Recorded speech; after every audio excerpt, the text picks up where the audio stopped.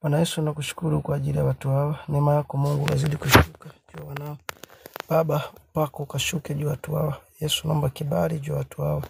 Kawafungue kwa jina la Yesu. Kawafungue kwa jina la Yesu. Yoyote ambaye ananifuatilia sasa, Mungu kamfungue na kampe neema kusikia na kuelewa.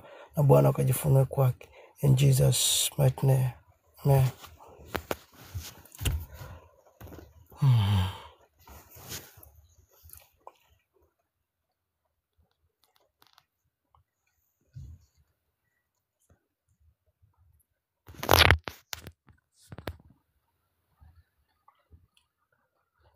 Popote ulipo, share kadiri uwezavyo.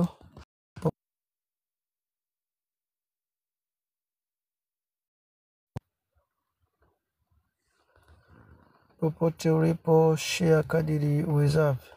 Share vile utakavyoweza kushare. Nataka niwaambie wana wa Mungu, tuko dakika za mwisho sana. Tuko zama za mwisho. Na Biblia inatutaka tutubu. Biblia inatutaka tutubu. Maana nyakati tulizo nazo ni nyakati ngumu sana, lakini watu hawaelewi. Biblia inasema tubuni kwa maana ufalme wa mbingu umekaribia. Mungu anataka tutubu kwa hizi zama tulizo nazo. Makosa ni mengi, matatizo ni mengi, ndio maana yaishi. Kwa maana watu wataki kumgeukia Mungu. Mungu ametaka tutubu kwa maafa yanayotukuta. Mungu ametaka tuache vile tunavyovipenda, tumwangalie yeye hichi kipindi hasa. Kuna mtu mmoja anaweza asinielewe, anaweza kusema mchungaji anaongea nini, lakini ninachokuambia ni kwamba Mungu anataka tumtafute yeye kwanza. Tutafute ufalme wa mbingu kwanza, na mengine tutazidishiwa. Asa Bwana Yesu asifiwe, mtumishi wa Mungu. Amina. Bwana Yesu asifiwe. Habari ya uzima wako? Anaitwa Shola Baby. Shola Baby. Habari ya uzima. Watu wa Mungu, sio kama mnanielewa. Maafa ni mengi, matatizo ni mengi sana. Lakini tuache njia zetu ovu, tumtafute yeye Mungu. Tukimtafuta Mungu, tukitubu kwa dhati, Mungu atasikia. Mungu atatujibu mahitaji yetu. Sio kama watu wa Mungu tunaelewana sasa. Popote mtu wa Mungu ulipo, hakikisha unapata muda wa kuongea na Mungu. Hasa kama mtu uko mbali zaidi, ni muda mzuri wa kumtafuta Mungu. Hakikisha usiku kabla hujalala unamtafuta Mungu. Hakikisha unaongea na Mungu. Sio, unaelewa vizuri mtu mmoja hapa. Hakikisha unaongea na Mungu. Usikubali kulala bila kuomba. Hakikisha unaomba. Sawa?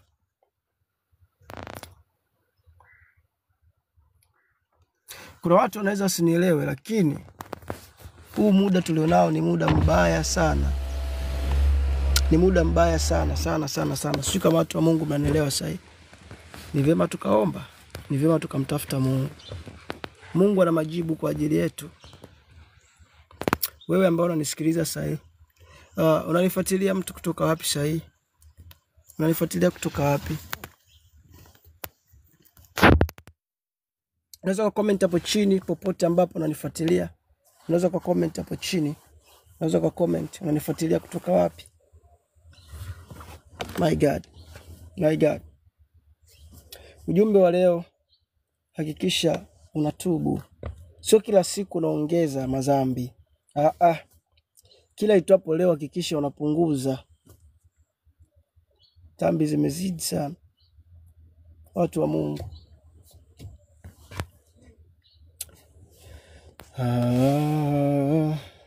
Jesus. Andika jina lako, andika unanifuatilia kutoka wapi, na mimi Mungu akinisemesha jambo juu yako nitakujibu. Nitakujibu, usiogope, nitakujibu. Lakini ili tufike, hakikisha unamtafuta Mungu. Biblia inasema Bwana ndiye mchungaji wangu, sitapungukiwa na kitu. Sasa wewe mchungaji wako ni nani? Kiongozi wa maisha yako ni nani? Unapopitia changamoto zozote, nani kiongozi wako? Sababu kama Mungu ametaka yeye awe kiongozi kwako, kwa nini wewe ujifanye wewe ndo kiongozi wa maisha yako? Au baba yako wa kiroho ukafanya kiongozi wa maisha yako? No. Hakikisha Mungu anakuwa kiongozi wa maisha yako. Mungu anapokuwa kiongozi wa maisha yako, kila kitu kinakuwa chepesi. Sio kama unaelewa vizuri watu wa Mungu? Hakikisha unamtanguliza Mungu kwanza.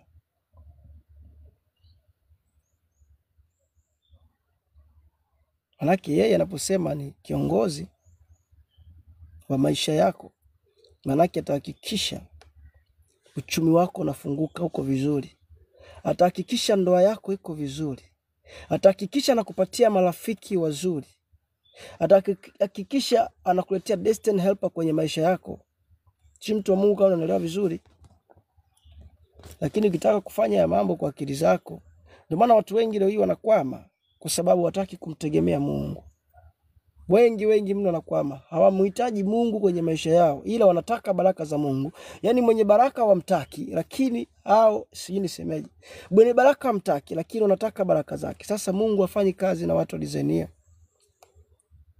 Ndio maana anasema nite nami nitakuitikia. Nami nitakuonyesha mambo makubwa magumu usiyoyajua. Manake Mungu anataka kwanza umtafute yeye. Unapopitia changamoto yoyote, Mungu anataka umuite yeye kwanza. Unapomwita yeye, manake yeye anakusikia. Ndipo anapoanza kukujibu. Ndipo anapoanza kukuonyesha mwanga. Ndipo unapoona nuru kwenye maisha yako inazaliwa. My God. Sababu Mungu wetu ni Mungu wa karibu sana. Ni kweli amejificha, lakini anataka wewe umtafute. Kwa maana Biblia inasema mtafuteni Bwana maadamu anafanyaje? Anapatikana. Anasema na wapenda wanipendao na wanitafutao kwa bidii wataniona. Mungu anataka umtafute kwa bidii. Kuna sehemu yupo, anasubiri wewe uanze kumtafuta ili atokee akupe majibu ya maisha yako. Inawezekana unarogwa sana na wachawi. Inawezekana kila siku anga na kuchezea usiku, waganga wanakufanyia vitu vya ajabu. Mungu anachotaka wewe umtafute tu. Umtafute tu. Alafu ndipo Mungu aanzie hapo. Watu mambo yaendi, lakini hawajui ni kwa nini. Vitu haviendi, hawajui ni kwa nini. Huduma zao zimekufa, hawajui ni kwa nini. Mungu anataka umtafute. Ukimtafuta kwanza yeye, Mungu atadili na vitu vyako.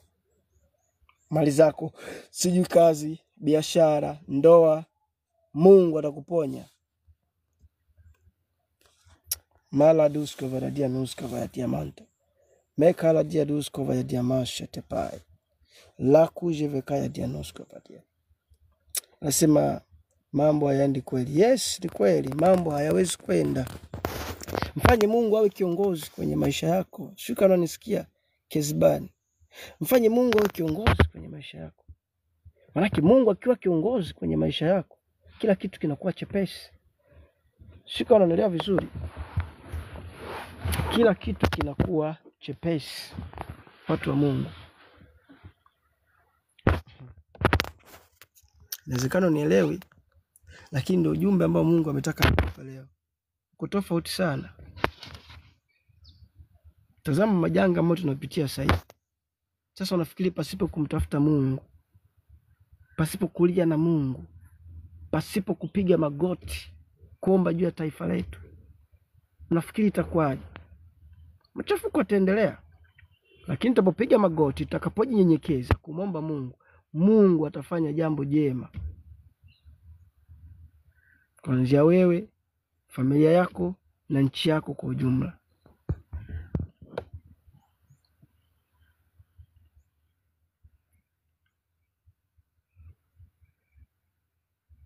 Andika hapo chini jina lako mtu mmoja. Na wapi unatokea. Mungu akinigusa kusema na wewe, nitasema na wewe.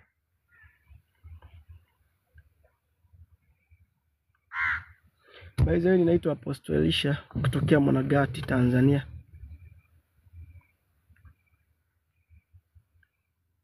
Anasema Neema Uturuki. Neema, Mungu akupe baraka mwakani. Sawa Neema. My God, ngoja nikupigie kwanza na kuinvite. Neema,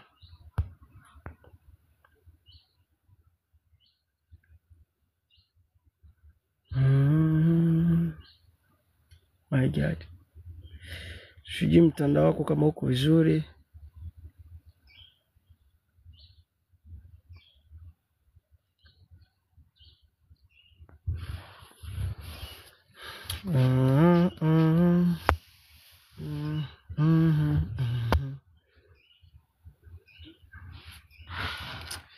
My God.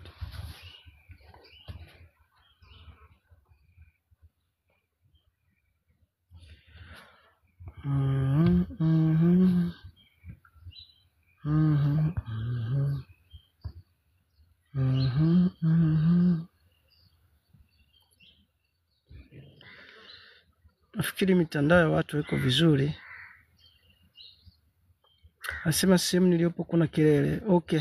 Andika eneo uliopo ni wapi. Nataka kujua kwa sababu nataka kujua watu mliopo. Unaweza kaandika unapotokea, jina lako na simu ambapo ulipo. Kabla sijatoka nataka niachie neno la baraka kwako wewe ambao unanifuatilia sasa hivi. Nataka niachilie neno la baraka kwako.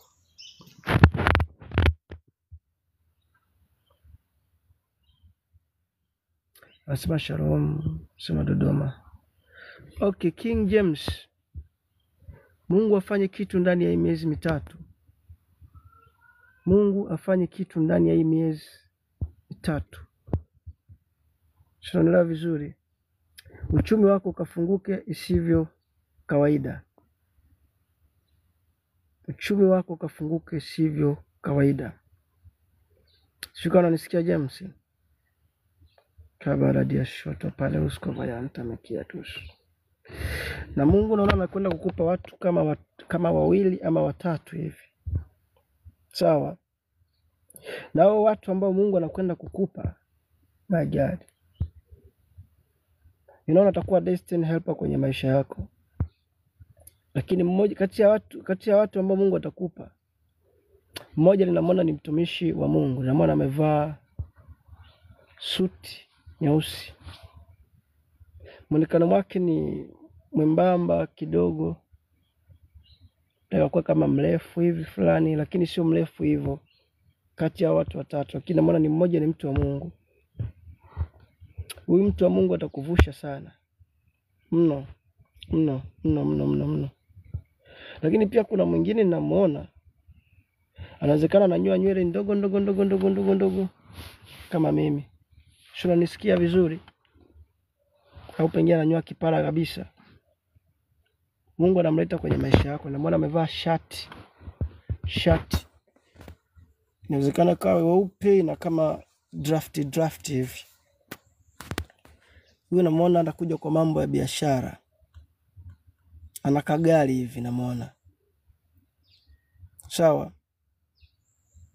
Ana kagari nakaona. Wewe Neema ambaye uko Uturuki, Mungu akupe mpenyo. Sawa? Mwakani ndoa yako ikashamiri sana. Ukapata furaha ambayo haijawahi kutokea kwenye maisha yako. Ile furaha ambayo ya siku ulikuwa unafunga ndoa, ndio furaha ambayo ikatokea sasa hivi. Sio, unanisikia Neema? Unanisikia? Neema. Na pia mwakani ninakuombea Mungu akupe kazi. Kazi iliyo nzuri, kazi.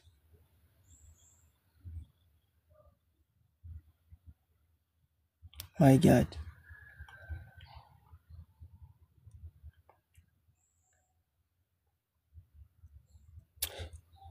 Asema Maria Michael, niko Mbezi Beach. Mariam, Mungu moyo cha kwanza. Cha pili sijui ni nini, lakini naona kuna muujiza wa gari Mungu ameuandaa kwa ajili yako Mariam.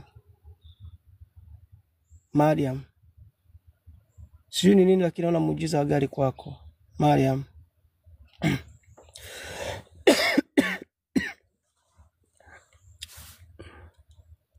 Lakini Mungu nakuombea pia Mungu akuvushe, akuondolee roho za mauti. Umekuwa mtu wa kupitia changamoto sana Mariam. Mtu wa kupitia changamoto sana. Sijui kwa nini, lakini naona umekuwa mtu wa kupitia changamoto sana. Sana. Nasimama, unaanguka, unapanda, unashuka, unapanda, unashuka. My God. Anasema kweli.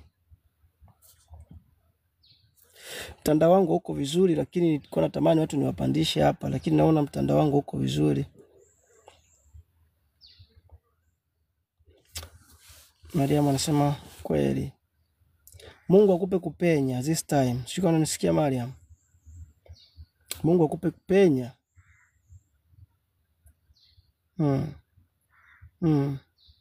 Na huu mwaka unifuata ukae mwaka wa baraka sana kwako.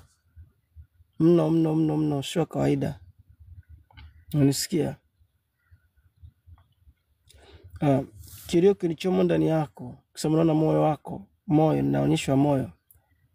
Kae mwisho sasa. Kae mwisho. Mimi sijui ni nini, lakini naambiwa moyo wako, naambiwa kae mwisho sasa. Share kadiri uwezavyo, mtu ambaye unanisikiliza. Popote ulipo, share kadiri uwezavyo.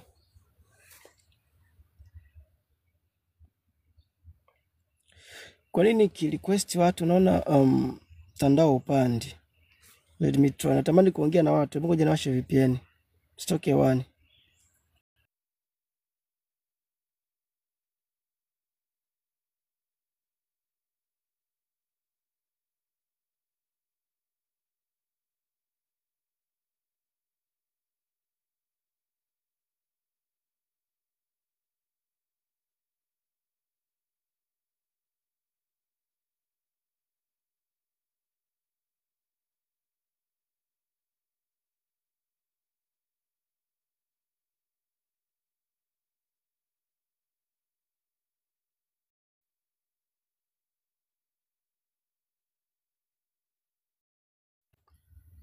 Okay.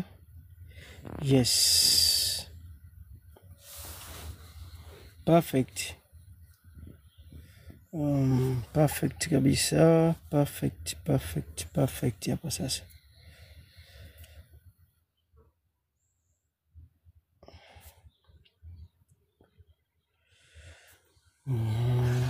Share kadiri uwezavyo, mtu wa Mungu popote ulipo unaweza kushare. Share kadiri uwezavyo. Lakini ili uweze kuvuka, hakikisha unatengeneza na Mungu. Kila siku zinavozidi kwenda, na wewe hakikisha unaacha dhambi. Najua huwezi kuacha zote kwa pamoja, lakini punguza mpaka hakika unafika ile lengo ambayo Mungu anataka kuweke.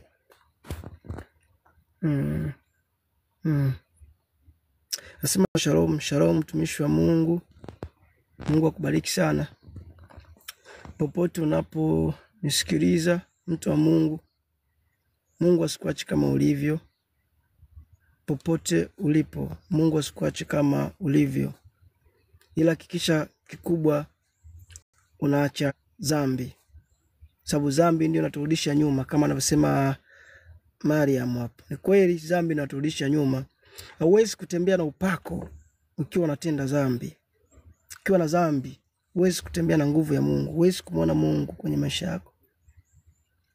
Wenzako watapanda viwango, utabaki pale pale. Mtu wa Mungu, kama unanielewa vizuri. Lakini nataka nikwambie Mungu anatupenda, na ndio maana anatupa ujumbe.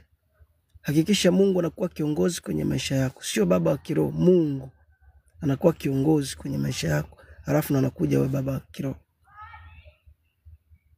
Sababu kilichozaliwa na roho ni roho. Kilichozaliwa na mwili ni mwili. Manake ukiwa katika roho, kiongozi wako ni Mungu. Tukiwa mwilini ndio nakuta tuna baba amezaliwa na mama baba na mama wamemzaa huyo baba. Lakini ushauri wangu, kiongozi wako wa kwanza ni Mungu, ili aseme na wewe. Alafu yeye Mungu sasa akutume kwa baba yako. Si kama mtu wa Mungu ananielewa vizuri. Kara madushke veredia dusa tapaya nuska. Mando ya kushke paradia nuska. Mala baduso paradia nuska. Biblia inasema Bwana ndiye mchungaji wangu, sitapungukiwa na kitu. Hautapungukiwa na jambo lolote kwako. Huyu Mungu ruhusu awe kiongozi wa maisha yako. Manake Mungu anapokuwa kiongozi wa maisha yako, hakuna jambo litakuwa gumu. Narudia tena, hakuna jambo litakuwa gumu ndani yako hata kidogo. Si kwa nini naongea, lakini nasikia nguvu ya Mungu sana ndani yangu sasa hivi. Naona hali imechange ghafla. Mungu kuna watu wanataka kuwaponya. Anasema Zaituni nipo Iringa. Zaituni nisikilize. Kuna muda unapitia hali ya mawazo sana, ninaona katika ulimwengu wa roho. Zaituni, naona ni mtu ambaye unatamani kufanya hiki uache, ufanye hiki unaacha, unataka kufanya hiki, hujui wapi usimamie. Zaituni, sijui kama unanisikia. Zaituni. Emmanuel Peter anasema powerful. Barikiwe sana Emmanuel Peter, mtumishi wa Mungu. Ninaona unatamani kufanya hiki, we Zaituni, unatamani kufanya hiki lakini hapana, unatamani kufanya hiki hapana. Ndani yako kuna roho ya biashara naiona. Zaituni, siko unanisikia vizuri.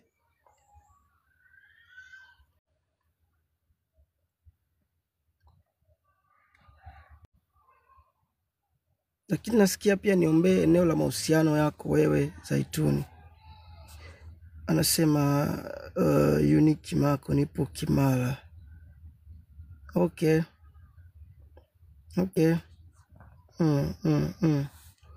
Unique Mako. Mungu ananiambia usikate tamaa kwa unachokifanya. Mwakani ni mwaka wako, ninaona. Mwakani ni mwaka wako. Anasema Rosemary kutoka Babati. Rosemary kutoka Babati. Kwenye familia yenu nani alikuwa mwalimu? Rosemary kutoka Babati. Nani alikuwa mwalimu kwenye familia yenu? Rosemary. Kabaradush Veridianus ya diamanto. Last good. Anasema powerful kabisa. Yaani ninaongea hapa ninasikia nguvu ya Mungu. Nguvu ya Mungu. Yaani nguvu ya Mungu ninaisikia mpaka ninaogopa. I don't know ni nini. Anasema mjomba wangu, my God. Mjomba wako. Jesus.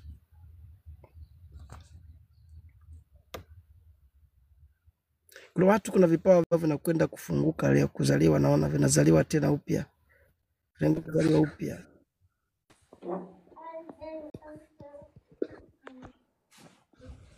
Rosemary. Abe baba, shalom. Shalom, Bwana Yesu asifiwe. Amina. Abe baba. Habari ya uzima wako? Nzuri, tunamshukuru Mungu. Mshukuru Mungu. Ulipoandika jina lako nikaona katika familia kulikuwa na roho ya walimu. Ni nani? Nikasema nikuulize, lakini nashukuru umeconfirm.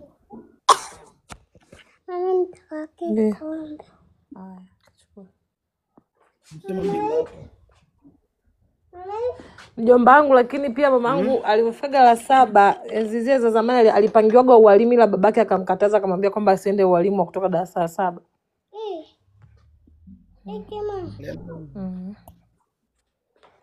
Ndio.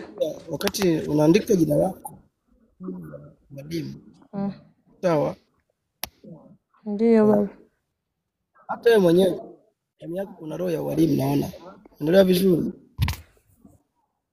Amina. Unanisikia? Hata wewe pia Nakusikia ndani baba. yako uko na roho ya ualimu. Ah, Mimi walimu wafundisha shuleni ndani yangu inasikia hata shuleni na hata pia kwa neno la Mungu pia una neema ya kufundisha. Na una neema ya kufundisha. Amina. Nasikia una roho ya ualimu. Kama ulikosa kufundisha hata kwa neno la Mungu kusimama ukifundisha mtu anakuelewa. Sababu naomba kinywa chako Amina. kina mafuta. Tulivyokuwa chuo, yani nilikuwa watu wengi walikuwa wanapenda sana nanili, yani wanasema tukidiscuss na wewe Rose ndo tunaelewa. Yani mimi nikidiscuss tu na wewe, yani sihitaji tena kusoma. Naingia tu kwenye mtihani. Yes, kwa sababu una roho ya ualimu kwenye familia yenu. Amina. Unaelewa? Amina. Amina. Lakini pia ninakuombea Mungu roho ya umiliki kae ndani yako, roho ya umiliki. Umiliki vitu vikubwa vikubwa, lakini havikaagi. Ninaona katika ulimwengu wa Kweli baba. Kweli. Yaani naona una neema kumiliki vitu katika ulimwengu, lakini havikai. Lakini Mungu ananiambia nikuombee ili vikae. Lakini pia naona una kipawa cha uombaji ndani yako. Kipawa cha uombaji. Kweli napenda kuomba sana. Napenda sana kuomba. Na naomba. Na unaomba. Ndio. Kwa Iringa, mfahamu. Na kwetu ambaye yuko Iringa? Nani unamfahamu yuko Iringa? Iringa. Sikumbuki. Baba kama najua namjua, lakini sijui kama yuko Iringa. Iringa. Kuna mtu atakupigia simu kutoka Iringa. Nakuja kupigia simu. Naona ni simu ya baraka sana. Lakini naona ni mtu ni jamii ya Ume nafikiri. Ila namuona yuko Iringa. Sawa. Ndio. Nitakupigia simu na hiyo simu itakuwa ya baraka. Kuna vitu atakuelekeza. Amina.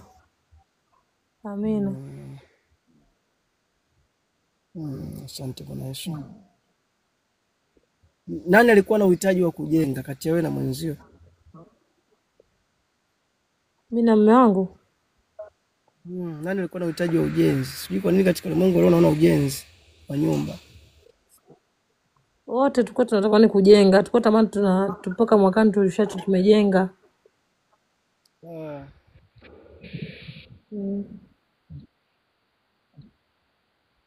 Mungu atawapa nyumba nzuri. So nyumba inakujiwa mfika. Amen, amen. Na tunapokea kwa jina la Yesu.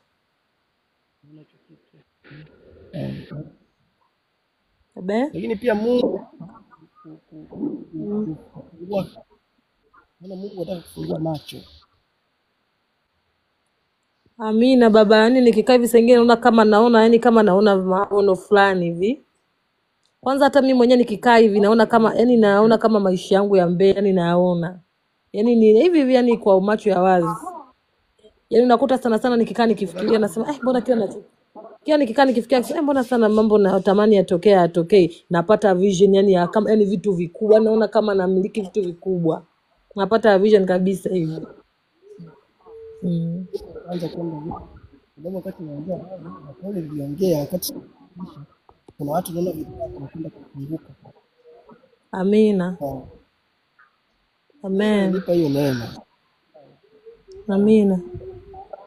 Naomba mtu ndio. Amen.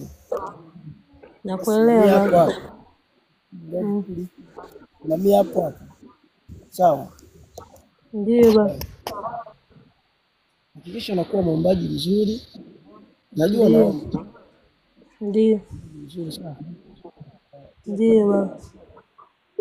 Kuna sauti inakatakata hapo.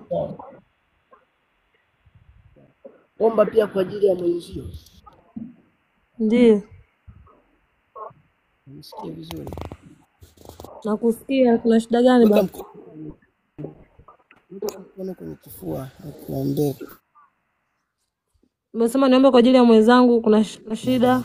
Simu yako unapata.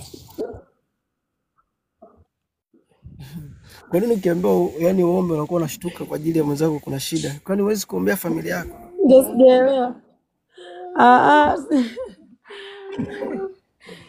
Nimeka Kwa ajili ya familia yako, kwa ajili ya wenzio ili afanikiwe zaidi manake. kweli. Maana hata ukimwambia mfano vitu vikubwa ukimpa, yani anaanza tu hivyo ajira yake tu. Yani yani anaanza ajira yake na yani alivyopata tu kazi, maana tulipata kazi, akipata kazi tukiwa kwenye ndoa. Yani ndo akapata kazi baada ya kufunga ndoa. Sasa yani alivyopata ndo akasema ni hapa ndo nimeshatoboa. Mimi nikamwambia yani haufikiria hata vitu. Maana hata ni mshahara wake tu ni si kama ni mkubwa wa kawaida. Lakini anasema ndo nishatoboa. Yani hapa ndo nishatoboa. Basi na anasema saa nyingine anaweza kaona kama unadharau labda kipato chake. Na baki tu unamwacha. Ndio. Sawa baba. Naomba pia na kwa ajili. Sawa. Kwa ajili ya nasikia kukuombea na kuomba pia kwa ajili ya wanao. Amina. Na binti mmoja. Okay. Omba. Sawa. Amen. Ndio baba. Omba, weka mkono kwenye paji la uso. Tayari baba. Atafungua ya mama. Sawa. Amen. Amen. Mtakatifu Bwana Mungu wa majeshi, uketie mahali pa juu pasiri palipoinuka. Tazama Bwana, ninamkabidhi mtumishi wako kwenye mikono. Yesu, ninamwagiza malaika wako Rafaeli akafungue macho yako huyu sasa. Kuanzia siku ya leo, macho yakafunguke sivyo ukaone yajayo. Amen. Amen. Kwa jina la Yesu Kristo wanao. Naomba na kuamini. Amen. Amen. Amen. Utachukua mfungo wa siku moja. Sawa. Baada ya kufunga siku moja, my God, Jesus, naona mtandao sio rafiki, lakini Mungu akubariki sana mno. Na pia hongera kwa kujoin hapa.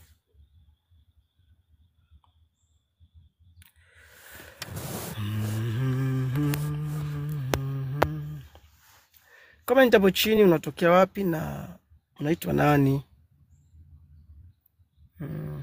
Man of God anasema amen, amen prophet. Amen, na Mungu akubariki sana wewe mtu wa Mungu. Popote ulipo, neema Mungu zidi kushuka juu yako, mtumishi wa Mungu, wewe ambao unanisikiliza. Kuna hatua Mungu anakupeleka. Joshua, shuka unanisikia vizuri. Kuna hatua Mungu anakupeleka. Sawa. Naona hatua ya kwanza, ya pili, ya tatu. Kuna kipindi fulani ulipitia kama kaugumu. Mara kwanza ulipata shauku. Alafu ulipoingia kama unaona kuna vitu uelewi. Sio nikisema hivyo unanielewa. Nazungumzia kwenye eneo la kumtumikia Mungu. Lakini kuna hatua tatu Mungu anakupeleka. Simamia hapo hapo.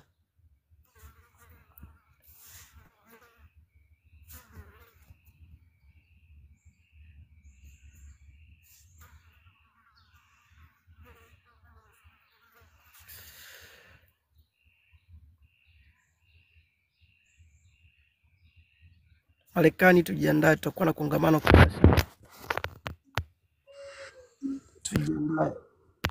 Watu walioko Marekani tujiandae, tutakuwa na kongamano kubwa sana.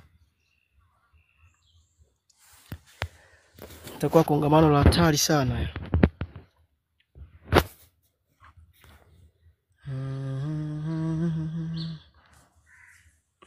Andika hapo chini jina lako na wapi unatokea, nami nitakwambia kila ambacho Mungu amenigusa kusema na wewe. Bwana Yesu asifiwe. Amen. Bado uzima. Mzuri. Unatokea wapi? Nipo Kenya lakini mimi ni Mkongo. Nipo Kenya lakini ni Mkongo. Sawa. Kuna shida. Ulishawahi kuwaza kwenda nje ya nchi? Nje ya nchi? Hapana. Sijui kwa nini lakini nikikutazama nchi ya USA kwenye paji lako. Unanisikia? Sijakusikia vizuri. Mimi naona kwenye paji lako la uso nikitazama naona nchi ya USA. Sio USA tu, unavyoongea USA bado pia naona nchi ya Canada. Amen. Canada. Amen. Amen. Inawezekana kukupa mpenyo hizo nchi. Amen. Inawezekana usifikiri, lakini Mungu anaweza kufanya mpenyo ukaenda kwenye hizo nchi. Amen. Ndio. Mungu ananiambia kilio kimeisha ndani yako. Sio kwa nini naona moyo wako, moyo. Lakini Mungu ananiambia mwambie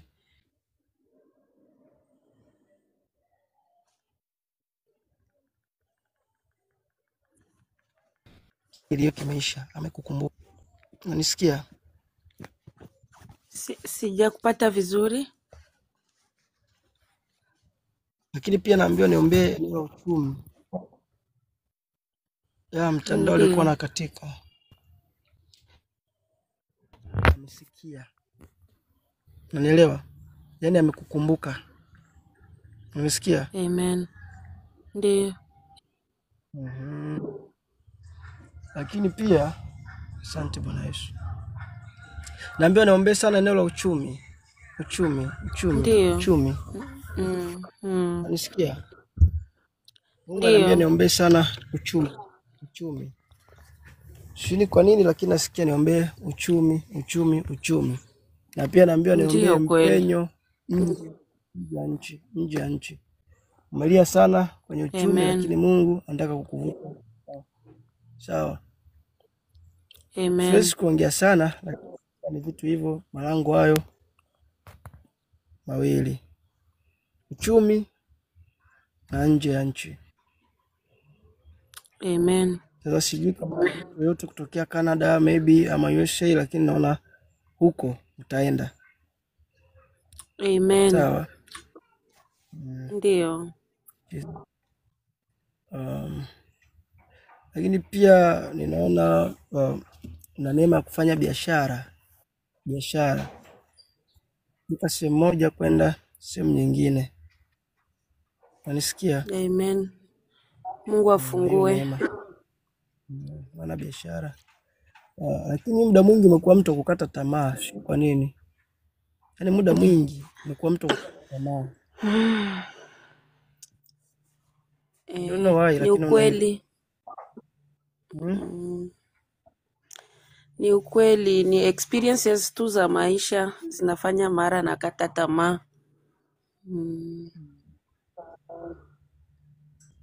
Mungu amekusikia na uchumi utaenda kuinuka.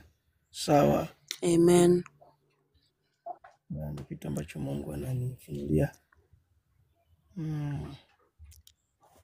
Umepata ndoa? Asante sana. Ndio niko kwa ndoa. Upo kwa ndoa? Ndio. Yaani niombe ndoa. Sasa na maana nimekuuliza umepata ndoa. Sasa sijui kama upo kwa ndoa ama upo. Lakini nimesikia ombea ndoa. Weka mkono kwenye kifua chako.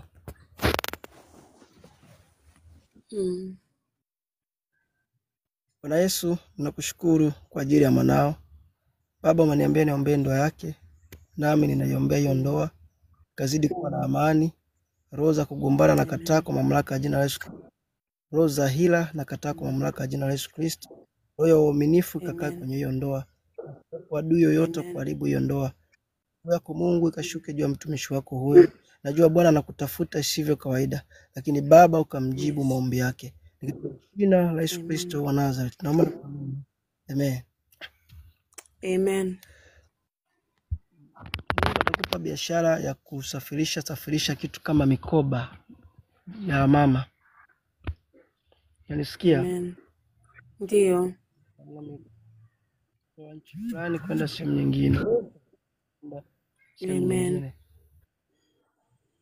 Na kile ambacho unatamani Mungu afanye magoti yako usiku wa leo, na utamwambia Mungu, na Mungu ananiambia sababu amekukumbuka. Amen. Mungu akubariki sana.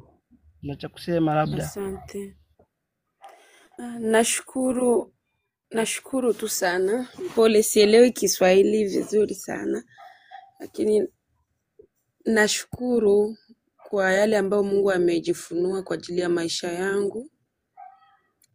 Mimi natamani sana kusikia sauti yake, nini anasema na maisha yangu, na nimeshukuru amejifunua. Kuna mtumishi alijaribu kuniambia juu ya ndoa yangu, but sikumuelewa vizuri, na nimesikia tena amejifunua kwa ajili ya ndoa yangu. So nataka aonekane. Tumekaa tumepata watoto, nimezaa mtoto mmoja nje ya ndoa yangu before nioleke, na Mungu alinijalia nikapata Bwana akakubali huyo mtoto, na tumepata watoto wawili. Sasa tuko na watoto watatu, na alikuwa anapanga, anasema yeye anaweza kuja kuongea na wazazi wangu mwaka 2027, lakini saa hizi ni kama anakuwa na hiyo mpangilio. Sasa naomba tu Mungu anisimamie, na kwa ngambo ya uchumi aonekane zaidi. Asante.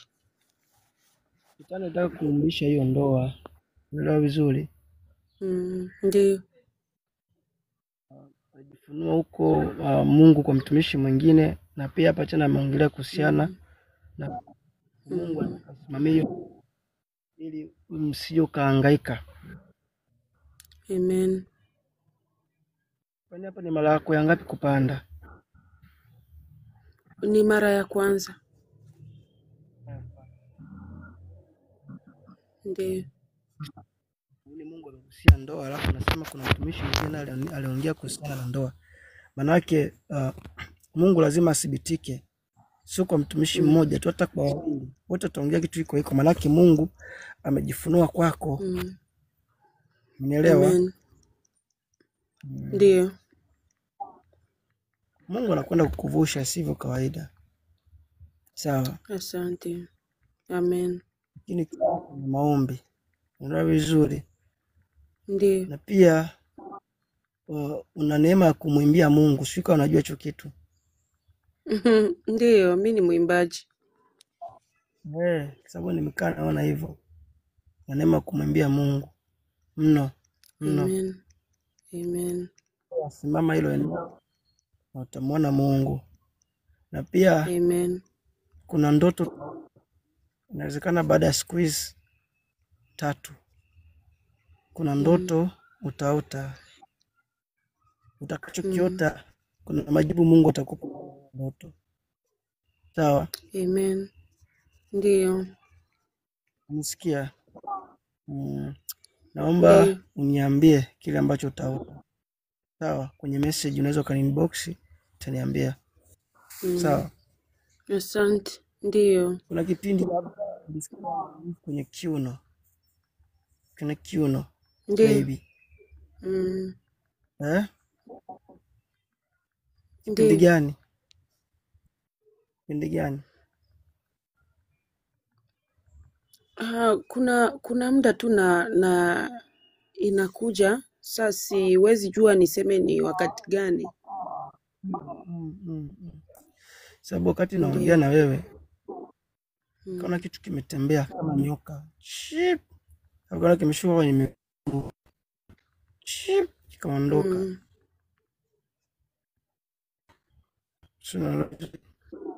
Inawezekana sio kiuno tu, hata uti wa mgongo, hata kwenye miguu.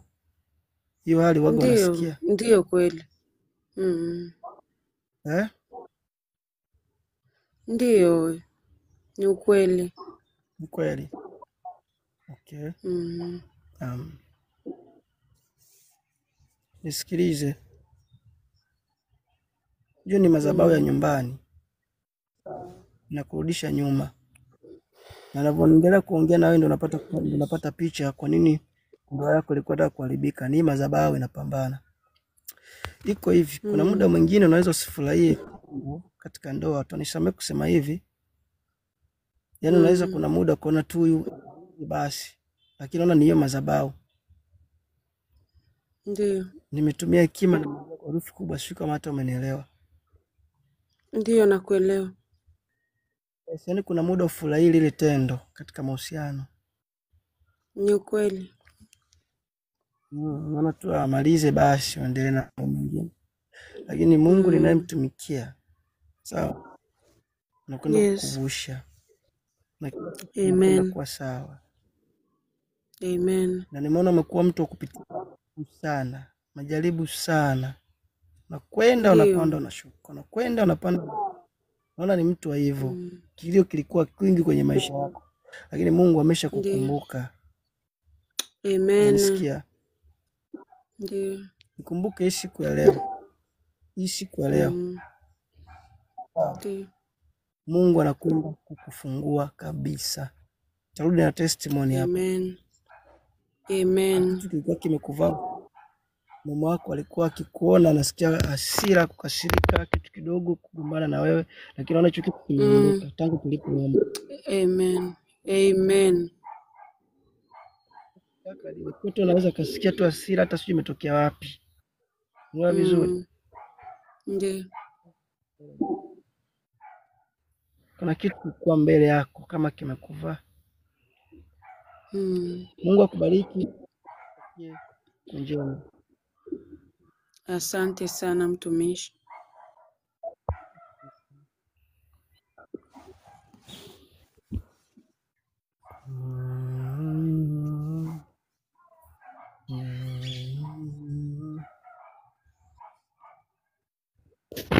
Share popote ulipo mtu wa Mungu, share kadiri uwezavyo.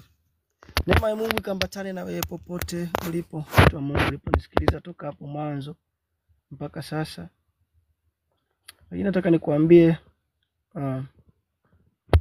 Mungu anaweza. Mungu ana majibu kwa ajili ya watu wote ambao mnanisikiliza. Mungu anawapenda sana. Na mpaka unaona Mungu anajifunua kwenye maisha yako, manake Mungu anataka kuvushe. Biblia inasema hakika Bwana Mungu hatafanya neno lolote bila kuwafunulia watumishi wake manabii siri yake. Popote palipo na nabii, manake Mungu lazima atafunua maisha ya watu. Lakini Mungu anaweza akajifunua hata kidogo. Usimlaumu Mungu, manake yeye ndo anayefunua. Unaweza kushangaa kwa mwenzako akaongea mambo mengi sana, lakini kwa kuwa akaongea tu jambo hilo moja, lakini usiogope. Endelea kuandika jina lako, nikiona chochote nitakwambia.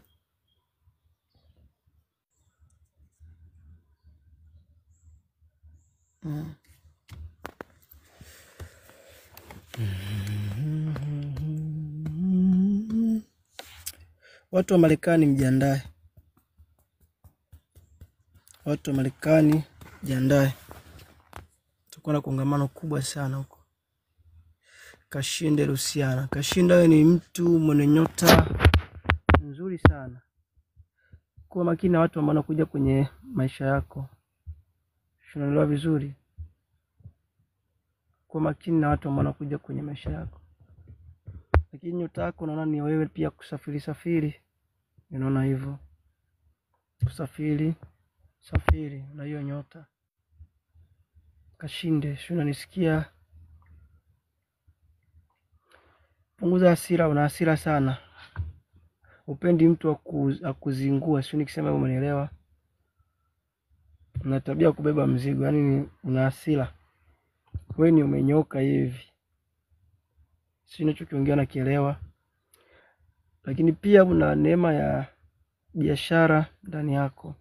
Una nyota nzuri, una kibali cha kupendwa na watu, ila mwisho wa siku ambao unakuwa unakaribiana nao ndo anakuwa vichomi. Sababu unaona machozi, tears, unaona machozi. Lakini Mungu ananiambia ni mtu mwenye upendo, unawapenda sana ndugu, unawapenda sana marafiki. Wewe ni mtu wa hivyo. Kabala diagnosko vedianoski. Me produsko vedidios. Ila sijui kwa nini, ila katika ulimwengu leo ninaona duka kubwa sana. Duka kubwa sana la nguo. Sijui kama ulishawahi kuanza kufanya biashara ya nguo. Anasema ni kweli baba. Okay, naona duka kubwa la nguo. Sijui kama ulishawahi kuanza kufanya biashara ya nguo. Jesus, anasema glory to God. Mary Joas. Kashinde. My God.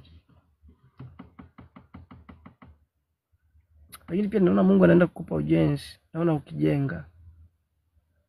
Kashinde, kama bado upo hewani, sio unanisikiliza. Kashinde. Mary, Mungu akupe mpenyo, breakthrough kwenye maisha yako. Mary, Mungu akupe mpenyo. Mary, Mungu akupe mpenyo. Sijua kama ni tayari umenunua, lakini nimeona eneo la kiwanja. Mary, nimeona eneo la kiwanja katika ulimwengu wa roho. Nimeona eneo la kiwanja. Kebra dianuska vya diamanto. Mekra dianuska, nasema haleluya. Mungu akubariki sana popote ulipo unaponisikiliza. Claudi, Mungu akupe kupenya. Lakini watu wengi ambao mnanisikiliza hapa, ninaona mwakani kuna ushindi mkubwa sana juu ya watu. Wasiokuwa na umiliki, naona umiliki wa maviwanja. Wasiokuwa wanafanya ujenzi, naona maujenzi mwakani. Jesus. Maluva dusko veledianuska bayadia. Manto kepra dusko bayanta. Mala kava ya dianus. Pela kuja vekala dianuska. Nisikilize wewe mtu ambaye unanisikiliza. Haupo hapa kwa bahati mbaya. Haupo hapa kwa bahati mbaya. Anasema ile anatamani kupata kiwanja. Mungu anaenda kukupa, kwa sababu wakati nataja jina lako nikaona kiwanja. Sawa. Mary, unamfahamu nani upo Kimara? Mary Jeans, unamfahamu mtu upo Kimara? Sijui kwa nini nimeona neno Kimara wakati naongea na wewe hapa.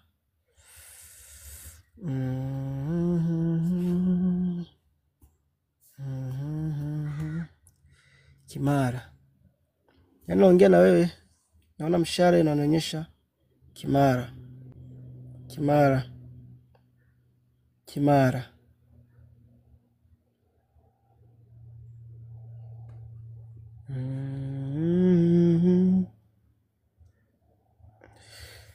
Okay, iko hivi. Hiyo sauti ambayo na mshale unaelekeza Kimara, kuna ujenzi utaenda kufanyika huko kwa ajili yako. Kimara. Baba, network ilikuwa nakata. Kashinde anasema baba, network ilikuwa nakata. Sawa, haina shida Kashinde. Nimekwambia na nyota ya kusafiri, nimekwambia hivyo. Lakini kuwa makini na watu ambao wanakujia. Lakini pia niliona neema ya ujenzi pia kwako Kashinde. Na nimeona safari za nje hizo, safari za nje. Lakini nimeona pia duka. Nimeona duka. Unanisikia? Nimeona duka kubwa hivi la nguo. Duka kubwa la nguo. Kashinde, kuna mguu wako mmoja ulikuwa unasikia kama maumivu, Kashinde, au kitu kutembea ndani ya mguu, sijui ganzi, I don't know, moto, lakini naona mguu. Kashinde, kuna mguu wote ambao ulikuwa unaona hauelewi mguu. Anasema ndio. Kuna nguvu za giza zinajaribu kupambana na wewe. Sasa zinashikilia huo mguu. Maana palipo na mguu wako, ninaona katika ulimwengu wa roho pana hatua.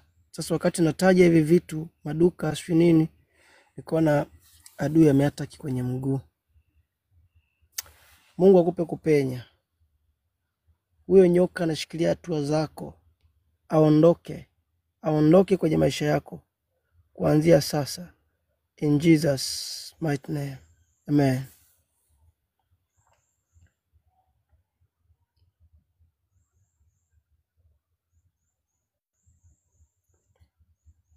Kuna katoto kakote ka kiume kwa nacho karibu ka miaka sijui inaweza kufika sijui 6 sijui 5 aka ndio unaona kana kimbia. Kuna kakitoto kokote ka kiume eti upo karibu nacho. Kashinde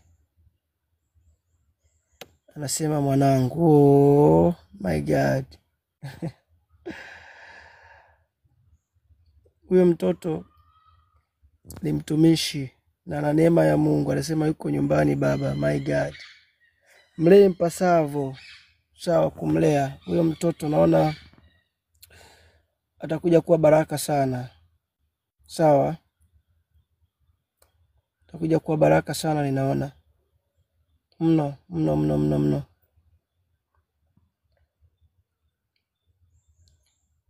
Lakini pia sijui kwa nini naona katika ulimwengu roho, naona unakwenda kupata muujiza wa gari. Naona mikono yako iko imeshika funguo. Sijui kama unajua kuendesha ama vipi, lakini naona mikono yako imeshika funguo za gari. Ninaona funguo za gari, ninaona.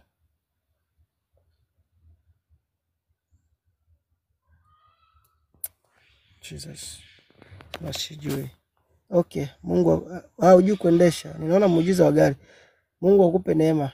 Sababu naona katika ulimwengu roho umeshika funguo, na furahi sana. Unafurahi sana mno.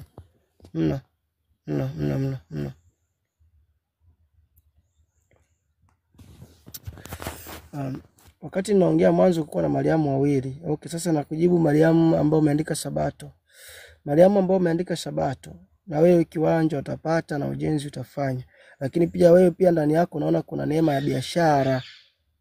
Mariamu Mtura, umeandika Mariamu Mtura. Kuna neema biashara. Melvela nasema niombe baba, nikuombee nini?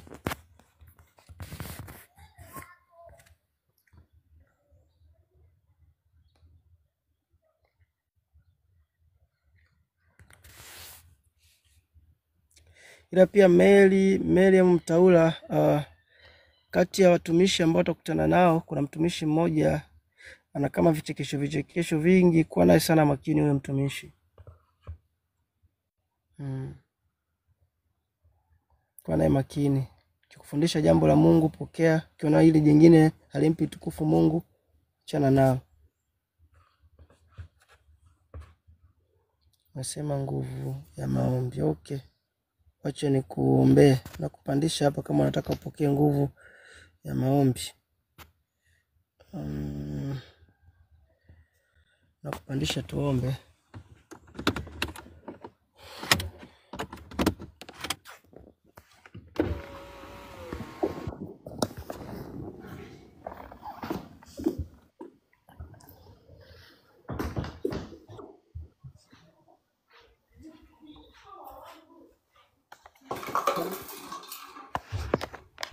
Shalom baba.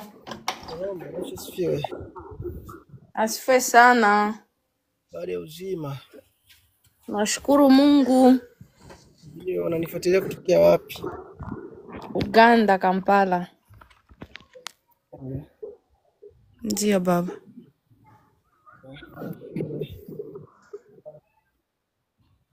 Unasema nikuombee nguvu ya maombi, si ndio? Ndio, Mungu aniongezee nguvu ya maombi kabisa. Sawa. Shida. Be? Mariam anasema pia atamani anasema pia atamani kumtumikia Mungu. Usiogope, wewe endelea tu hivyo kidogo kidogo. Sawa, Mariam. Unasoma, endelea kujifunza hivyo. Sikiliza watumishi tofauti. Ndani yako una wito. Sikia sana Mungu. Hicho kinachokusumbua ndani yako maana yake una wito, umeitwa. Usiogope. Na pia sio kama namba.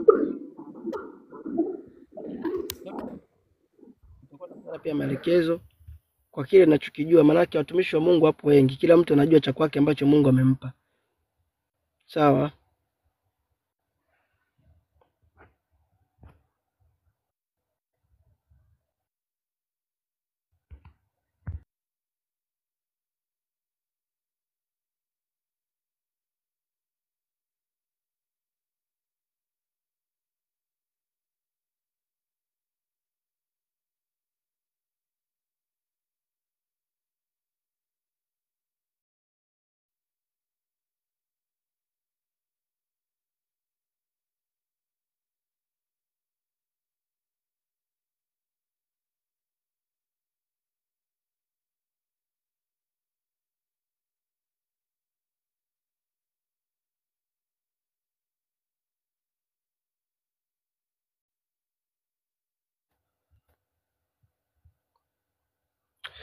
Pole ambao ulikuwa unanisikilia alafu mtandao katika ghafla. Kuna mtu alikuwa ananipigia kawaida, ndio maana mtandao ukawa umekatika ghafla.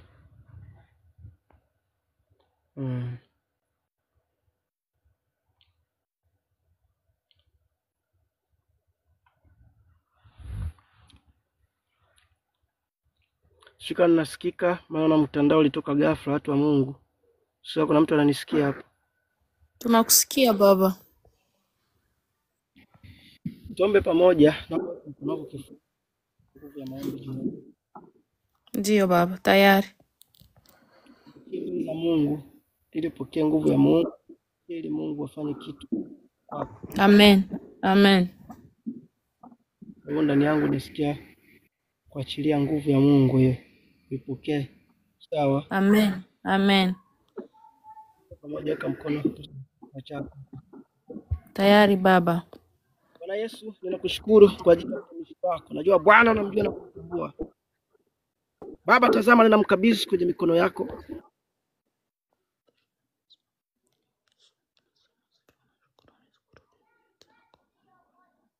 Rehemu kama ulivyomrehemu kipofu yule Bartimayo, akapata kuona nuru, akapata kuona mwanga. Na ikawe hivyo juu ya mtumishi wako huyu. Baba, mwanao anaomba nguvu ya maombi, anaomba nguvu ya mpenyo kwenye huduma yake. Baba, ukamfungue kwa jina la Yesu Kristo. Ninaachilia nguvu ya Mungu ndani yako. Pokea hiyo nguvu ya Mungu. Pokea hiyo nguvu ya Mungu. Pokea hiyo nguvu ya Mungu. Pokea sasa. Pokea sasa. Kipawa cha maombi kikafunguke. Kipawa cha maombi kikafunguke. Kipawa cha uponyaji kikafunguke. Kipawa cha uponyaji kikafunguke kwa jina la Yesu Kristo. Rabadabadus keveledia nusia. Me cruza vedius kovana.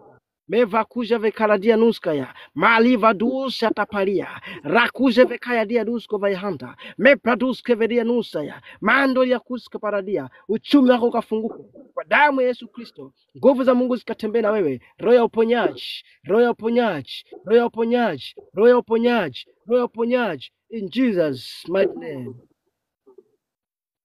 Amen. Nani alikuwa anauma tumbo kwenu? Ni mimi baba, na mimi tumbo yangu inanisumbuaka mara mingi. Tumbo yako? Ndio. Sababu wakati naomba nikasikia anaambiwa tu ya tu. Ndio baba. Kitu kiko sawa. Ndio baba. Hamna sawa. Ndio.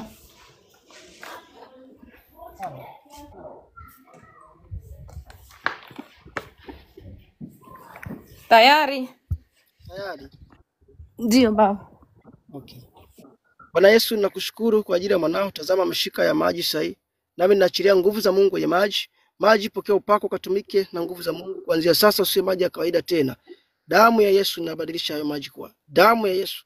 Nguvu ya Roho Mtakatifu kaingia kwenye hayo maji. Utakapotumia hicho kipola chochote cheusi kilichokaa kwenye tumbo lako kinachokuletea shida kikaondoke, in Jesus mighty name. Amen. Amen. Amen. Hapo kwenye kakitovu hivi kwa ndani ndio waga kinashuka mpaka hapa chini, ndio kinakuwa kinaleta maumivu. Utakapotumia hayo Ndio. maji nimeona kinakwenda kuondoka. Amen. Amen. Napokea uponyaji kwa jina la Yesu. Walikuwa nasikia kama sio kizunguzungu au kama hali ya sio nisemeje, kwa explain siwezi, lakini hali kama ya kutokuwa sawa kwenye kichwa. Kweli kweli kweli kabisa, kweli baba. Ndio kipindi kwa nasikia hiyo hali. Ndio. Ilikuwa inanisumbua sana. Ilikuwa nakusumbua sana. Ndio. Hicho kidubasha kitatoka, sawa? Na kitoka Amen. naona mambo mengi kwako yatafunguka. Haleluya, napokea. Amen. Mm. Asante Yesu. Bwana Yesu.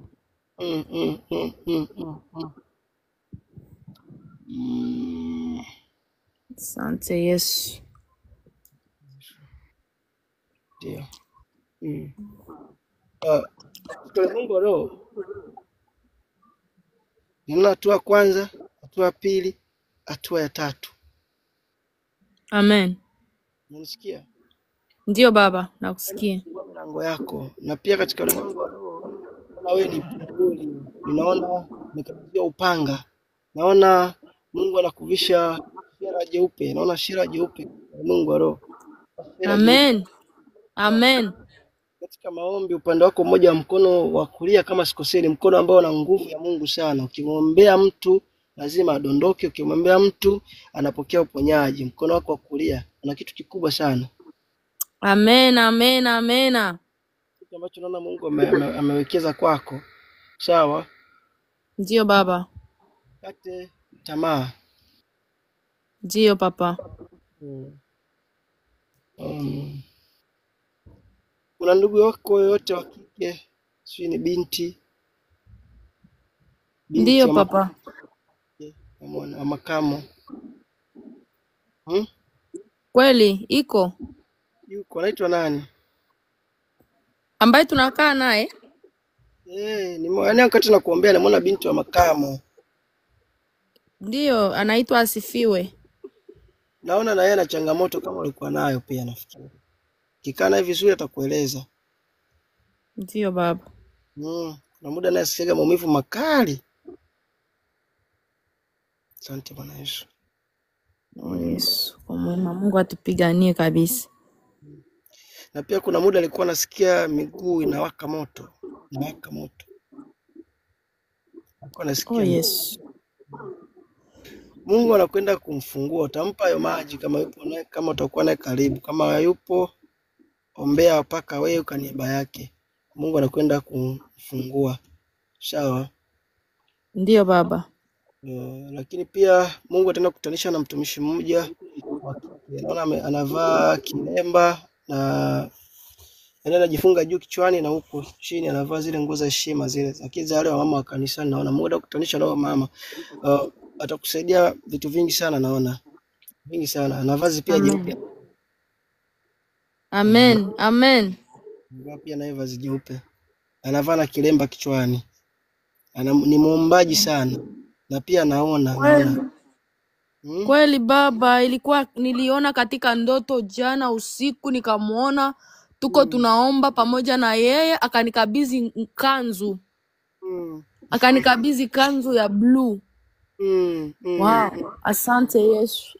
Mungu. Tanisha naye ananiambia na huyu atakuhusha na mambo ya kiroho sana, pia atakusaidia vitu vingi na pia atakusaidia kwenye maombi. Amen. Amen. Ndio baba. Kwa na amani. Mungu amekukumbuka. Amen. Mungu akubariki sana. Naona siku njema. Amen baba. Mungu akubariki pia babangu. Asante sana. Amen. Share kadiri wezavyo, mtu wa Mungu. Share kadiri wezavyo. Kuna neema ya Mungu ipo mara hapa. Hapa tulipo siku hapa tunaigiza. Ni kweli Mungu anasema na watumishi mpaka leo. Mungu anasema na maisha ya watu. Na Mungu anataka kukuvusha. Mtu akikwambia kwa habari yangu, wewe sasa nafikiri una majibu ya kutosha hapa. Palipo na Mungu utapajua kivyovyote vile. Sasa hivi vita imeinuka sana juu ya watumishi kwa watumishi. Kwa hiyo muwe makini sana. Muwe makini sana. Biblia inasema jazalini na watu ambao wamevaa mavazi ya kondoo, lakini ndani nasema ni mbwa mwitu wakali. Sio, mnanielewa vizuri? Kila mtu Mungu amempa kwa sehemu. Kila mtu Mungu amempa kwa sehemu. Hata unanifuatilia ni mtumishi, Mungu amekupa kwa sehemu. Jesus. Sio ni nini, lakini wewe ambao unatoka kunifuatilia sasa hivi katika ulimwengu wa roho, naona ulikuwa ukitamani sana mapacha. Wewe dada ambaye unatoka kuongea naye wewe hapa, sijui ni kwa nini, lakini nimeona hivyo katika ulimwengu wa roho. Nimeona roho yako ikitamani mapacha. Mapacha. Na Mungu ananiambia anakwenda kukupa au mapacha. Nimewaona. Jesus.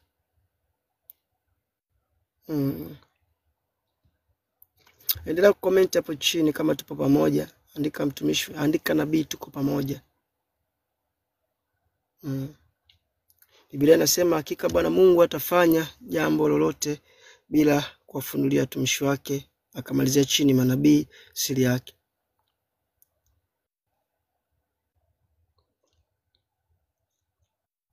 Okay. Anasema nabii tupo pamoja. Okay. Mahali msiogope, utamtumikia Mungu sana. Ndio vizuri. Usiogope sana. Usiogope. Usiogope.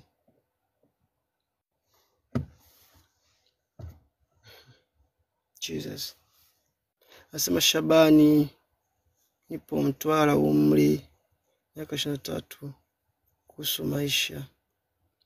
Shabani, I don't know ni nini, lakini naona unatakiwa umiliki naona duka katika ulimwengu wa roho. Yani naona duka, unatakiwa umiliki duka. Siko naelewa vizuri. Naona unatakiwa umiliki duka. Duka. Duka. Duka. Yani kuuza. Duka. Duka ambalo lina genge nje. Shabani, si unanisikia? Shabani.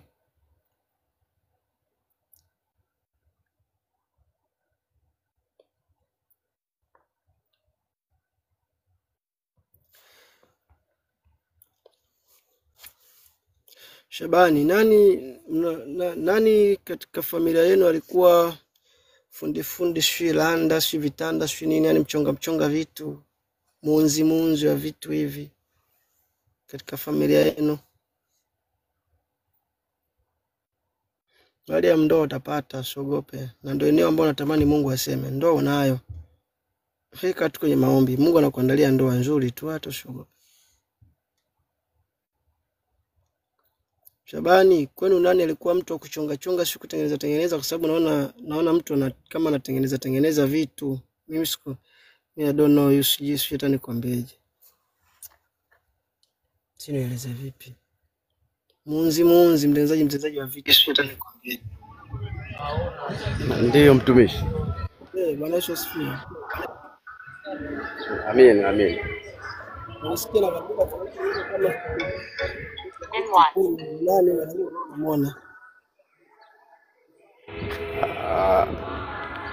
Kwetu alikuwa ni mjomba wangu. ni mjomba wangu, alikuwa anatengeneza vitu na ni seremala.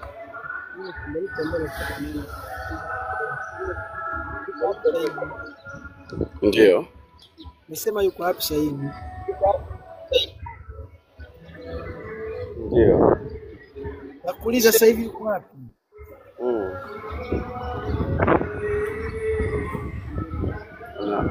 Ndio hujatulia. Yupi huyo? Nakuuliza sasa hivi yuko wapi? Sasa hivi ni marehemu.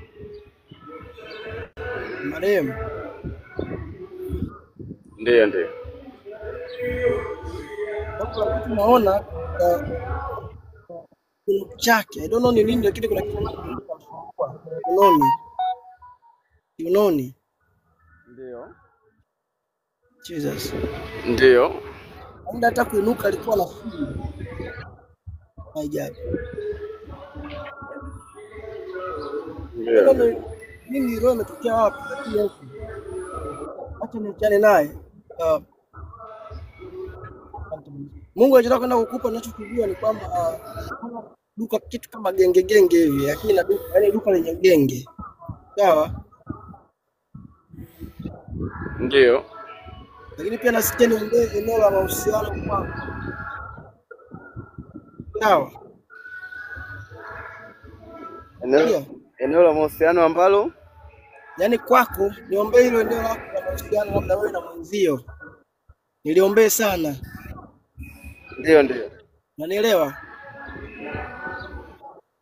Ndio nakuelewa. Kwa sababu wewe kwako watu mtumishi, unachokiona watu wakai kwako. Unanielewa? Ndio. Yaani watu wanakuja. Nakuelewa vizuri. Wanakuja lili mnagombana wanaondoka. Wanakuja lili mnagombana wanaondoka. Ni sahihi kabisa. Ni sahihi kabisa. Kuna kipindi ulikuwa unasikia maumivu kwenye mkono moja. Ndio. Mkono upi? Ni mkono wa kushoto. Mkono wa kushoto. Yeah. Wakati nimekaa najaribu kuongea na wewe nikaona katika roho kuna kitu kinatembea. Lakini kwa Bwana ni nini? Akaniambia ni roho ya madhabahu. Ndio. Wakati naongea kwa habari ya yule mjomba nakwambia kuna kitu kimemkaa kiunoni, kilikuwa kinamsumbua. Malaki ndio. Kuna roho ya madhabahu kutokea upande wa kwenu huko kwao wao ndugu zako, sawa? Upande wa baba ulipoanzia. Sawa. Hiyo roho ndio ambayo inamaliza hata uchumi, ndoa, kutokukaa na mwenzio vizuri, kutokushika chochote kukafanikiwa. Lakini ndio. roho Mungu anachoniambia, Mungu atakufungua. Sawa? Mungu atakufungua. Amen. Na hiyo roho ambayo unaona nimeona imekaa kwenye huo. Ndio, amen. Sawa? Ni roho ambayo inapambana na uchumi. Uchumi. Ukiingia kwako usifanye chochote. Sababu kuna muda unaweza ukapata hela alafu kashangaa imekatika tu. Haujui nini cha kufanya. Ndio, ni kweli. Inakuja afu uelewe nini ulichokifanyia inapotea. Ndio kitu ambacho ni sababu ya yule nyoka ambaye anatembea kwenye huo. Ndio. Nisikia. Ndio mtumishi.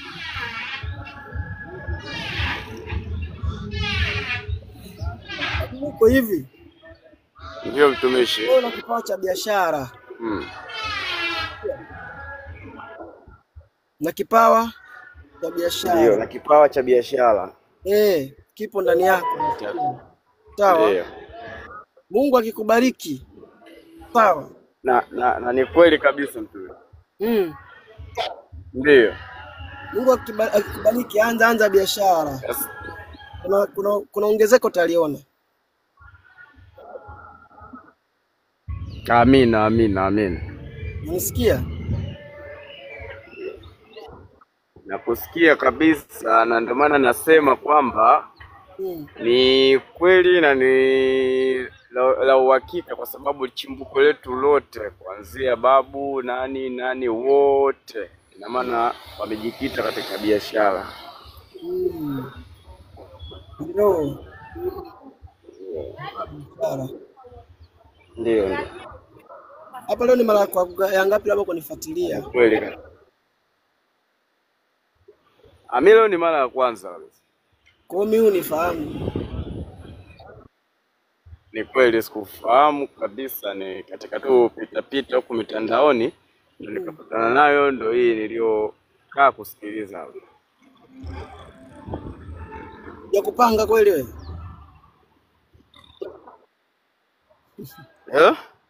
Ya kupanga? Hapana, nisikufahamu, nifahamu, ndio maana yani hujanipanga kwa lolote. Maana kuna watu wengine nawaambia nini ambao wanaishi labda tunapangana. Kuna mwingine akiona kama hivyo anasema labda mimi nimekupanga, nimekutafuta, maybe nikupa hela. Hapana. Na ndio maana nasema kwa yeyote ambaye anasikiliza hapa au yupo na yeye, niongee ukweli kutoka moyoni naye.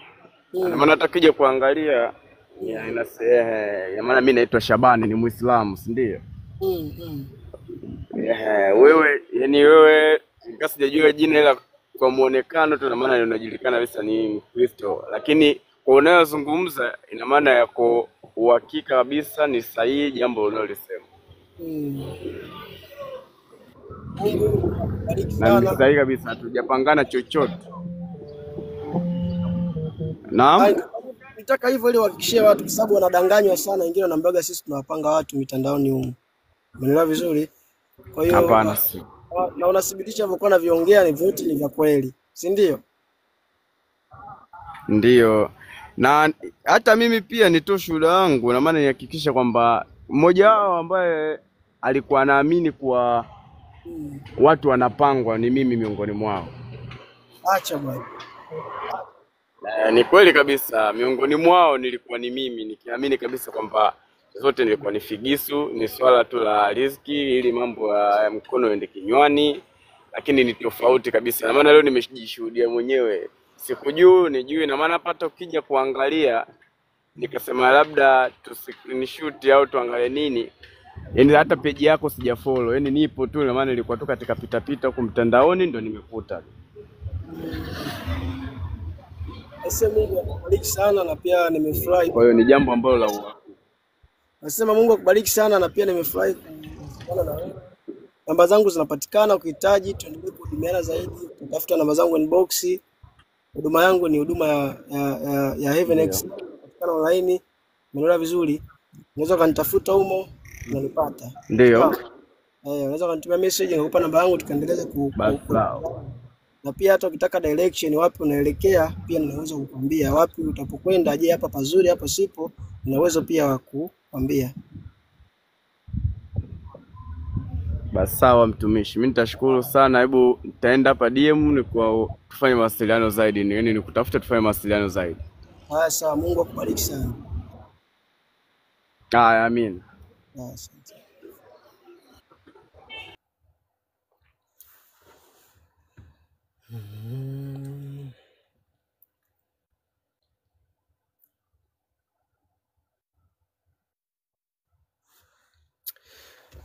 Mungu akubariki wewe ambaye una moyo wa upendo na una moyo wa kuendelea kusikiliza. Japokuwa ninapokuwa live hivi, nikiwa live kabisa hivi na nikiwa nimeweka picha tu kidogo kuna utofauti. Nikiwa live kidogo nakuwa niko slow sana kuongea na watu, lakini nikiweka picha nakuwa naendaga mbio. Asa Baba, naomba unitabirie. Mwambie Mungu afunue maisha yako, andika hapo. Mimi kutabiri siwezi. Mungu, roho wa Mungu ndio anafunua maisha ya watu. Nasema naitwa Husna. Naomba unitabirie.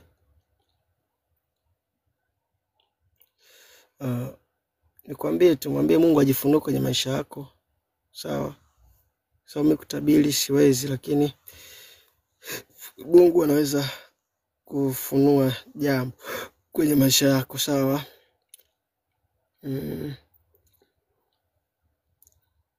Asante Bwana Yesu. Cha kwanza na kuombea amani ya moyo. Usna, unanisikia? Usna, unanisikia? Cha kwanza naambia niombee amani ya moyo. Umekuwa mtu wa kukata tamaa sana kwenye maisha, ninaona hivyo. Sio, unaelewa vizuri Usna?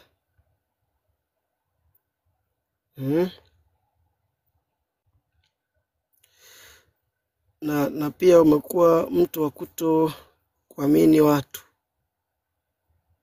Mtu wa kuamini watu. Mtu akija unakuwa una wasiwasi sana. Sio, unaelewa vizuri? My God.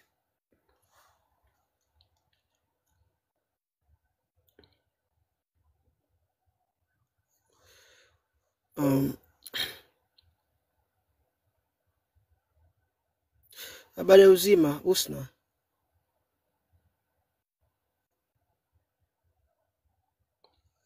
Naona mtandao wako huko sawa, maskini. Pole sana.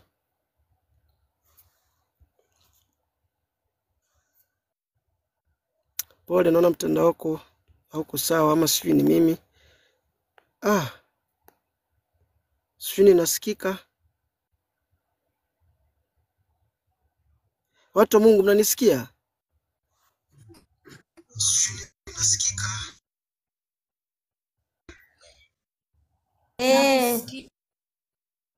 Mnanisikia?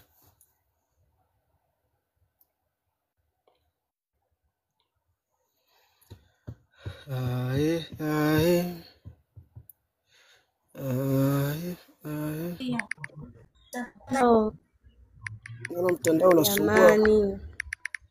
Msitoke hewani, ngoja niwashe vipindi hapa mara moja. Msitoke hewani, acha niwashe vipindi.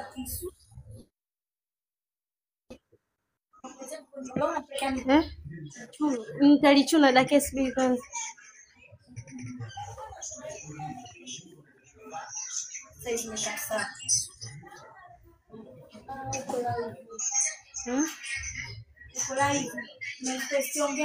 Halo?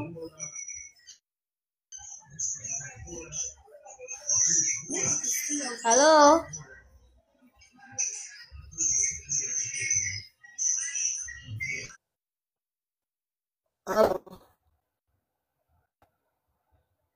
Mnanisikia?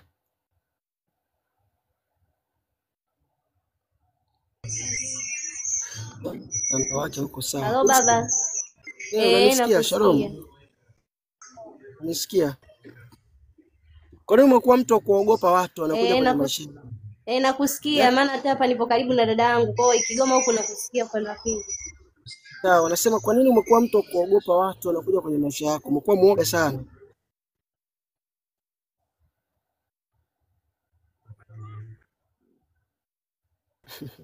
Mtandao maskini.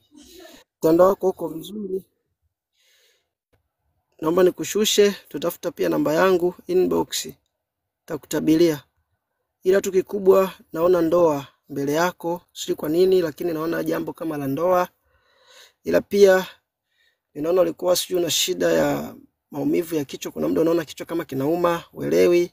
Usna, sio unanisikia? Lakini naona ndoa, swala la ndoa. Mungu ananiambia niombee ndoa.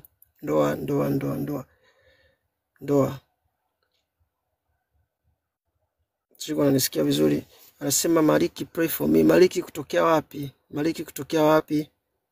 Naomba andike hapo mtu chini unaponisikiliza, uniambie na kusikiliza na kufuatilia kutokea sehemu fulani. Maliki, pray for me. Okay, anasema nakusikia baba. Wewe unatakiwa, naambiwa niombe ndoa. Unatakiwa ndoa. Unanisikia? Halima, ndoa. Alafu pia kuna kipindi ulikuwa sio unasikia maumivu ya kichwa kinagonga ndi. Sina nielewa ninachokiongea.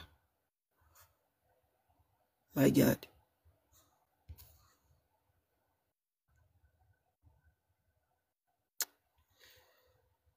Nasema nakusikia. Unanielewa ninachokiongea?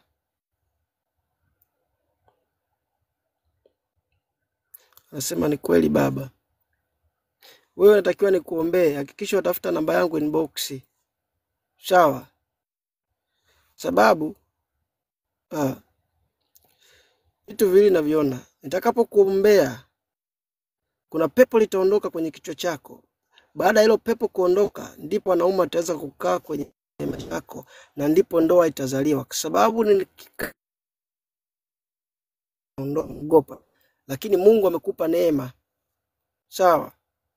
Mungu amekupa neema. Siku ya leo ulipoingia hapa kuna kitu kitaanza kuondoka. Maliki, sikilize kwa makini sana. Mungu anakupenda. Sijajua sehemu gani upo, lakini Mungu anakupenda. Sawa? Na pia naona adui anataka kusababishia ajali barabarani, lakini naona Mungu ameepusha. Hautakuwa na ajali yoyote kwako. Sio, unanielewa vizuri?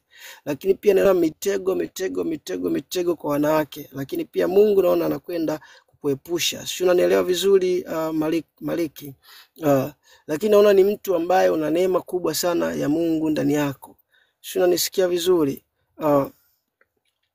Mungu anakupenda sana anachoniambia. Sawa? Jesus.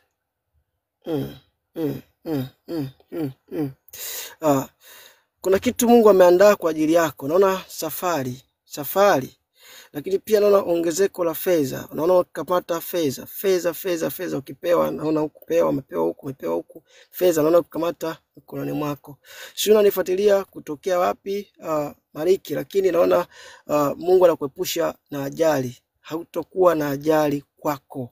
Sababu naona ukiwa barabarani hivi katika roho, naona adui aliandaa ajali, lakini naona ajali haitakuwepo kwako. Nasema from da. Okay. Asante Bwana Yesu. Mbele yako naona mpenyo mkubwa sana unakwenda kutokea. Unanisikia? Mpenyo mkubwa sana, kwa sababu when I see you, yani ninaona mwanga mkubwa sana unaangaza kwako. Mwanga mkubwa sana. Lakini naona umevaa koti jeupe. Koti mfano wake kama wanakata nyama. Sasa mimi mdogo wake, my God. Wewe nakujua. Okay, nilikuwa naona koti kama la mkata nyama. Koti. Mungu atakupa kuongoza kitu. Umeshawahi kuona bucha jinsi lilivyo? Watu wanafuata nyama. Ndivyo utakavyokuwa wewe. Watu watakuwa wanatoka mbali na kufuata wewe. Sio, unanielewa vizuri? Watu watakuwa wanatoka mbali na kufuata wewe, na kitu special Mungu amewekeza ndani yako. Sawa? My God. Kwa kipindi maisha yako yalikuwa yameshuka sana mpaka ukawa umekata tamaa. Lakini naona baadaye maisha yakaanza tena kuinuka, ukapata auheni. Mungu ananiambia this time anakwenda kukuvusha kabisa. Unaelewa vizuri?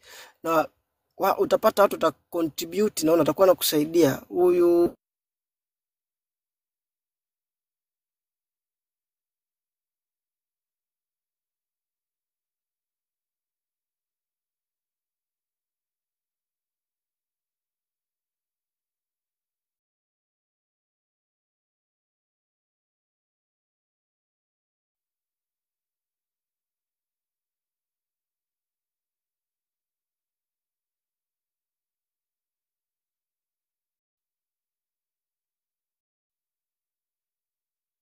my God.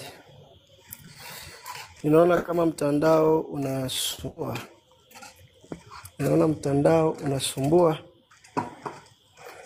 Anasema baba, naomba namba yako. Namba yangu 0758334697. Mtandao ulikuwa unasumbua.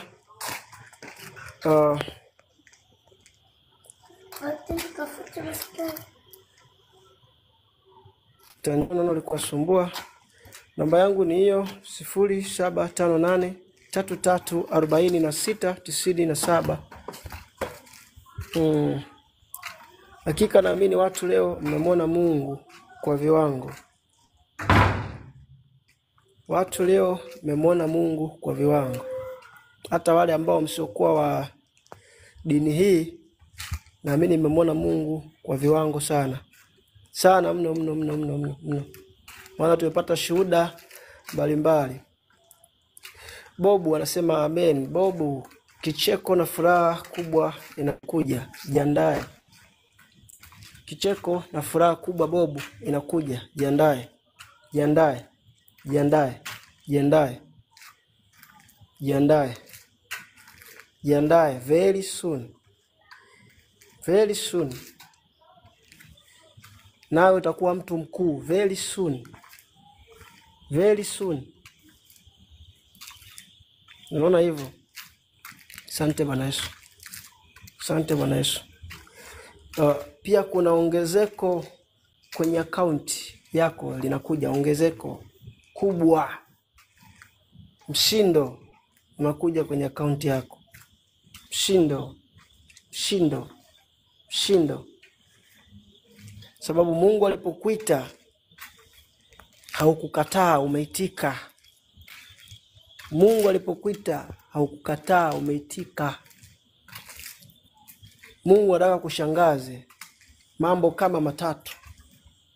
Mambo kama matatu. Mungu anakwenda kukushangaza. Unyenyekevu ambao ulionao sasa na hayo mabadiliko ambao ulionayo, Mungu anakwenda kukushangaza. Kuna mambo matatu makuu yanakwenda kuzaliwa kwenye maisha yako. Na hayo mambo yatakuwa mambo ya faraja sana, kuanzia kazini kwako, kwenye familia yako na nyumbani, kwenye maisha yako ya kawaida. Kuna mambo makuu matatu yanakwenda kuzaliwa. Andika mambo makuu matatu. Mambo makubwa yatakwenda kutokea kwako. Mpaka utashangaa Mungu. Utafurahi, utasema kumbe Mungu ndio yuko hivi. Lakini nitakwambia kwa nini anakwenda kutokea hayo mambo. Asante Bwana Yesu. Wale ambao wote walichelewa kunifuatilia, Mungu awabariki sana. Ninakwenda kuchaji simu kwa sababu simu haina chaji.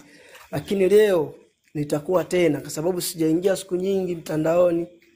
Lakini leo nitakuwa tena na ninyi kwa sababu bado nasikia kubaki. Nasikia upako ndani yangu unataka kubaki. Niendelee kubaki. Lakini tatizo simu yangu imeishaji. Mungu awabariki toka tulikuwa pamoja toka saa 10 jioni mpaka sasa. Lakini nafikiri kuanzia saa 2 saa 3 Mungu anipe neema niweze kurudi tena. Mungu awabariki na Mungu awafungue in Jesus mighty name. Amen. Ae.